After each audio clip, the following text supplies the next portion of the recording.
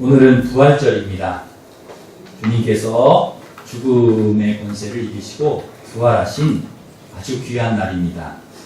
이 부활의 은혜와 축복이 사랑하는 우리 성도 여러분들 삶과 가정에 함께 하시기를 축원합니다. 제가 잘 아는 목사님 그 할머니 돌아가셨을 때 일을 이야기하는 걸 들었는데요. 그런 예전에는 그 시골에서는 그 장례식장에서 하기보다는 집에서 이렇게 장례를 치르는 그런 일들이 있었다고 합니다. 그 할머니 이제 돌아가셨을 때 그 관을 이렇게 모시고 그 병풍을 쳐놓고 이렇게 이제 장사를 지냈는데 그 이제 7남매를 두셨대요. 저희 목사님의 할머니가 이제 7남매를 두셨는데 그 7남매가 이제 어머니 돌아가셔서 그 병풍에 이제 관을 모셔놓고 그 방에 앉아서 이제 이야기를 하는 거죠. 우리 어머니가 우리를 너무 사랑하시고 우리를 위해서 그렇게 희생하시고 헌신하시고 그러면서 막 눈물 흘리면서 서로 그 딸들도 울고 아들도 울고 너무너무 보고 싶다고 돌아가시니까 이렇게 보고 싶을 수가 없다고 그러면서 눈물을 흘리더래요. 근데 갑자기 병풍 뒤에서 꽝 하는 소리가 나더라는 거예요. 마치 관 뚜껑이 열리는 소리가. 근데 무슨 약속이 난 듯이 7명이 벌써 마당에 나가 있더래요. 후다닥닥 이제 도망 나간 거죠. 다. 그 방 안에 있다가 그 소리가 나는 동시에 그냥 7명이 그 자녀들이 그냥 불같이 뛰어나간 거예요. 전부 다 마당에서 눈이 커져가지고 이게 무슨 일이냐. 그래서 막 쳐다보는 거죠. 그러면서 이게 어머니가 살아나셨냐? 빨리 누가 들어가 보라고. 그러니까 7남매 아무도 안 들어가는 거예요. 오빠가 들어가라고. 무슨 소리냐? 네가 들어가라. 동생이 들어가. 막 서로 그러는 거예요. 그러다가 이제 아빠는 뭐 보고 싶다 눈물을 흘리고 그럴 때만 지고 막상 이제 그 소리가 나니까 서로 들어가라는 거예요. 그러다가 이제 오빠니까 이제 어쩔 수 없이 큰 오빠가 들어갔대요. 들어가서 병풍을 이렇게 살짝 열어보니까 그 관 위에 매달아놨던 시계가 뚝 떨어져가지고 관에 떨어지면서 꽝 소리가 난 거예요. 그 소리를 듣고 그냥 그 자녀들이 그냥 그렇게 도망을 주행하는 친 거죠. 이제 그 얘기를 하시면서 훗날 이제 추도 예배를 드릴 때마다 그 생각이 나서 웃는다 그러는 거예요. 가족들이. 아이고야. 그 살아계실 때는 보고 싶고 또 아이고 참 그런 마음이 있지만은 막상 돌아가시면 또 그렇게 놀라고요. 또 혹시나 살아나셨을까봐 두렵고 이 자녀들처럼 근심하고 두려워하고 놀란 사람들이 오늘 본문에도 나오는데요. 누군가 하면 여인들과 제자들입니다. 이 여인들이 10절에 이름이 나오는데요. 그 막달라 마리아, 요한나, 야고보의 모친 마리아 이렇게 이제 이름이 나옵니다. 이 여인들이 누군가 하면 예루살렘에서 갈릴리에서 예루살렘까지 예수님 따라왔던 여인들. 그러니까 예수님이 사역하고 십자가에 달려 죽으시고 무덤에 묻힐 때까지 끝까지 예수님을 따라다녔던 여인들. 제자들은 도망을 쳤는데 이 여인들은 도망을 안 쳤어요. 끝까지 따라온 여인들이었죠. 그러니까 예수님을 얼마나 사랑하겠습니까? 무덤까지 와가지고 오늘 본문에 보니까 예수님 시신에 향품을 발라드려야 되겠다 하고 온 여인들이 아주 귀한 여인들이죠. 그러니까 예수님을 너무너무 사랑했기 때문에 또 예수님 늘 이렇게 말씀 들으면서 이렇게 은혜 받고 믿음이 생기고 힘을 얻었던 여인들이기 때문에 그 상실감과 상처, 아픔, 그런 눈물이 많이 나고 또 아픈 거죠. 힘든 거죠. 사람에게 가장 큰 상처와 슬픔은 사랑하는 사람이 세상을 떠났을 때입니다. 사랑하는 가족 중에 부모님이 돌아가셨다거나 가족이 세상을 떠나면 그 슬픔과 아픔은 이루 말할 수가 없지요. 오늘이 세월호 3주년이 되는 바로 오늘이 그날입니다. 세월호가 사고가 난 지 3년이 벌써 지났는데 그 자식을 잃은 남편, 아내를 잃고 부모를, 가족을 잃은 그 가족들은요, 지금까지도 눈물을 흘리고 있는 것이죠. 그 아픔과 슬픔이 씻어지지 않는 것입니다. 계속 눈물이 흐르는 것이죠. 이건 누구나 다 마찬가지입니다. 사랑하는 사람을 잃었다. 사랑하는 사람을 먼저 떠나보냈다. 그럼 다 아프고 슬픈 것이죠. 이 여인들도 마찬가지고 제자들도 마찬가지입니다. 이 여인들이 지금 그런 상태에 있는 거예요. 근심과 두려움과 의심, 놀라움 이런 상태에 무덤에 찾아온 것입니다. 그런데 전혀 기대도 안 했어요. 그냥 예수님 향품 발라드리러 온 거예요. 근데 와보니까 무덤이 비어 있어요. 세마포만 이렇게 놓여 있어요. 그리고 불이 불려져 있어요. 불에 그 돌이 불려져 있어요. 그거 어떻게 불리지 걱정하고 왔는데 돌에 불이 불려져 있고 아니 바뀌었어요. 돌에 불이 불려진 게 아니라 불에 돌이 불려져 있고 그리고 무덤이 비어 있고 세마포만 있고 그렇게 된 거예요. 그리고 천사들이 나타나서 예수님 살아나셨다 이야기를 하는 거예요.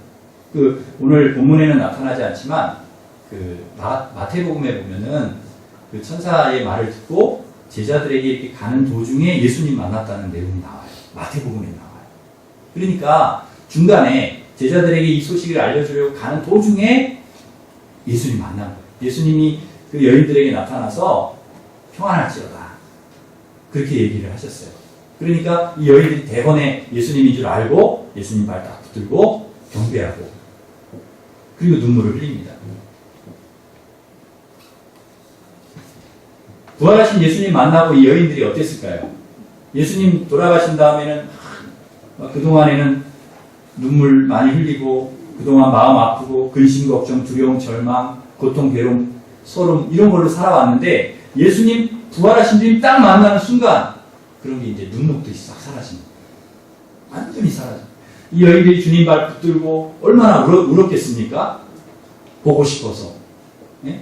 복받쳐 오르는 눈물을 참지 못하고 아마 엉엉 울었을 것 같아요. 억울해서가 아니라 슬퍼서가 아니라 너무 기뻐가지고 죽은 줄만 알았던 주님이 부활하시니까 자기들 눈앞에 그 주님이 계시니까 너무 고마워가지고 너무 감사해서 그렇게 아마 한없이 울었을 것입니다. 그냥 주님이 그렇게 십자가에 못 박혀 죽으셨으면 그것으로 끝이었으면 이 여인들과 제자들은 어떻게 합니까? 늘 슬픔 가운데 살아야 되잖아요. 늘 절망 속에 살아야 되잖아요. 늘 눈물을 흘려야 되잖아요. 아픔과 상처, 고통과 괴로움 속에서 예수님 지키지 못했다는 죄책감 속에 살아야 되지 않습니까? 그런데 주님께서 살아나신 거예요. 부활하신 거예요. 그러니까 너희들 그렇게 살지 않아도 된다는 거예요. 더 이상 울지 않아도 돼. 더 이상 아프지 않아도 돼. 더 이상 괴로워하지 않아도 돼. 더 이상 절망하지 않아도 돼. 내가 살아났잖아. 내가 부활했잖아. 내가 너희들 앞에 있지 않느냐. 예수님 그 여인들에게 나타나신 다음에 제자들에게 빨리 알리기를 원하셨습니다. 왜 그러셨습니까? 더 이상 제자들도 슬픔 가운데 있지 말라는 거예요. 더 이상 숨어 있지 말라는 거예요. 더 이상 좌절하고 낙심하고 모든 걸 손 놓고 있지 말라는 거예요. 세상 끝나는 것처럼 그렇게 살지 말라는 것입니다. 일어나라는 거예요. 다시 시작하자는 것이죠. 그래서 부활하신 예수님은 40일 동안이나 제자들을 찾아다니면서 자신이 부활하셨다는 것을 보여주셨습니다. 그리고 그들에게 희망과 용기, 기쁨 그것을 주셨다는 거죠. 부활의 주님을 만난 후로 이 여인들과 제자들이 어떻게 됐을까요? 완전히 딴 사람이 됐습니다. 완전히 새로 그들의 마음부터가 그들의 생각부터가 달라졌어요. 그들의 삶이 달라진 것입니다. 부활의 주님을 만나면 달라지게 되어 있습니다. 변화되게 있습니다. 슬픔이 기쁨으로 변화되게 되어 있습니다. 절망이 소망으로 달라지게 되어 있는 것입니다. 부활의 주님을 만나면 그렇습니다. 예수님 부활하신 후에도 여전히 교회를 탄압하고 로마에서는 제자들을 또 탄압하고 그런 일들이 계속 일어났습니다. 그런데 3번이나 부인했던 베드로가 예수님 부인했던 베드로가 예수님 위해 죽겠다는 거예요. 바울도 예수님을 죽이러 다녔던 사람인데 예수님을 위해서 자기가 복음을 전하고 순교하겠다는 것입니다. 초대교회 수많은 믿음의 사람들이 그 참 탄압과 핍박 속에서도 예수를 믿는다고 시인하면 사자의 밥이 되고 불에 던져지는 그런 위험한 상황 속에서도 예수를 위해서 복음을 위해 죽겠다고 그렇게 나온 것이죠. 교회에 전해오는 전승이 있는데요. 베드로가 로마에서 복음을 전하고 있을 때 믿는 자들에 대한 그 핍박이 굉장히 심해졌습니다. 그 로마대 화재 사건 이후로 예수 믿는 사람들을 잡아다가 다 이렇게 죽이고 하는 일이 일어났어요. 그래서 도저히 여기 로마에서는 복음을 전할 수가 없겠다. 여기 떠나야 되겠다. 그리고 동토오는 아침에 베드로가 로마를 떠납니다. 떠나서 이제 가고 있는데 얼마 지나지 않은 지점에서 저쪽에서 누군가 이렇게 걸어오시는 거예요. 보니까 부활하신 주님이세요. 베드로가 주님을 보고 묻습니다. 주님, 어디로 가십니까? 코바디스 도미네. 그럴 때 주님이 베드로에게 대답하십니다. 박해를 피해 내가 떠나는 로마로 내가 들어간다. 너가 떠나니까 내가 들어가야지. 베드로가 이 음성을 듣고 그 즉시 다시 발걸음을 옮겨 로마로 들어갔다는 거예요. 결국 로마에서 그는 십자가에 죄송해서 주님처럼 십자가에 달릴 수 없습니다. 그리고는 거꾸로 순교를 합니다. 야고보는 목이 잘려서 순교를 했고 요한만 빼고 수많은 사도들이 제자들이 예수님을 모른다고 도망갔던 그들이 변해서 예수님을 위해 순교하는 사람들로 변하게 되었습니다. 어떻게 이렇게 할 수 있을까요? 그들은 부활의 주님을 만났을 뿐만 아니라 부활의 능력, 부활의 은혜를 깨달았기 때문입니다. 나는 부활의 생명이 나를 믿는 자는 죽어도 살겠고 무릇 살아서 나를 믿는 자는 영원히 죽지 아니하리라. 이 말씀을 확실히 깨달았기 때문입니다. 부활의 주님을 믿고 하나님 나라에 대한 확실한 깨달음이 있을 때 그때에는 죽음이 두렵지 않습니다. 내가 지금 죽어도 부활할 것을 믿는 사람, 부활의 주님과 같이 영원한 하나님의 나라에서 살 것을 믿는 사람은 죽음이 두렵지 않다는 것입니다. 그 어떤 고난과 시련, 이 땅에서 당하는 어려움들, 그런 것들이 두렵지 않습니다. 충분히 슬픔과 좌절, 고난, 시련, 모든 유혹, 시험을 이길 수 있는 능력이 그 사람에게 있다는 것입니다. 부활의 주님을 만난 사람. 어떤 목사님이 부활에 대해 이런 예화를 하셨는데요. 제가 들었는데 아주 무시무시하게 큰 뱀이 그 바다에서 막 고기들을 막 삼키는 거예요. 많은 고기들을 막 집어 삼키는. 그런데 그 중에 날카로운 지느러미를 가진 물고기도 막 한 입에 삼켰어요. 그 물고기가 그 뱀의 뱃속으로 딱 들어간 거죠. 너무 깜깜해요.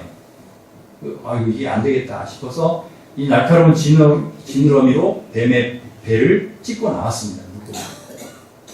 그러자 그 뒤를 따라서 그 작은 물고기들이 막 따라 나왔어요. 그렇게 해서 뱀을 죽이고 물고기들이 다 살게 되었습니다. 이게 바로 부활이라는 부활. 죽음에서, 어둠에서, 무덤에서 다시 살아납니다. 뱀은 무엇을 상징하는가? 죽음을 상징합니다. 무덤을 상징합니다. 날카로운 지느러미를 가진 물고기는 주님을 의미합니다. 주님께서 죽음을 이기고 무덤에서 나오셨습니다. 그러므로 우리는 주님의 뒤를 따라 우리도 역시 주님이 부활하신 것처럼 우리도 부활할 것입니다. 우리도 영생을 얻고 우리도 구원을 얻는다는 것입니다. 주님만 부활하는 것이 아니고 주님만 무덤을 열고 나온 것이 아니고 주님만 죽음을 이기고 승리하신 것이 아니라 우리들도 부활의 주님을 믿는 우리들도 죽음을 이기고 죽음의 권세를 이기고 부활할 것을 여러분 믿으시기를 바랍니다. 어느 동네에 몹시 어렵게 사시는 할머니 한 분이 계셨습니다. 폐지도 좋으시고 힘든 일 마다하지 않고 그렇게 이제 사시는 분인데, 근데 이 할머니가 늘 웃고 다니는 거예요. 항상 웃으세요. 뭐 그렇게 웃을 일이 많은 것 같지 않은데 항상 웃고 다녀서 별명이 행복 할머니예요. 행복 할머니. 사람들이 물었습니다. 할머니, 뭐가 그렇게 행복하셔서 항상 웃고 다니니까? 뭐가 그렇게 좋은 일이 많습니까? 그러자 이 할머니가 대답을 합니다. 나같이 늙은 사람이 무슨 그렇게 좋은 일이 있겠냐고. 항상 무슨 좋은 일만 있겠냐고.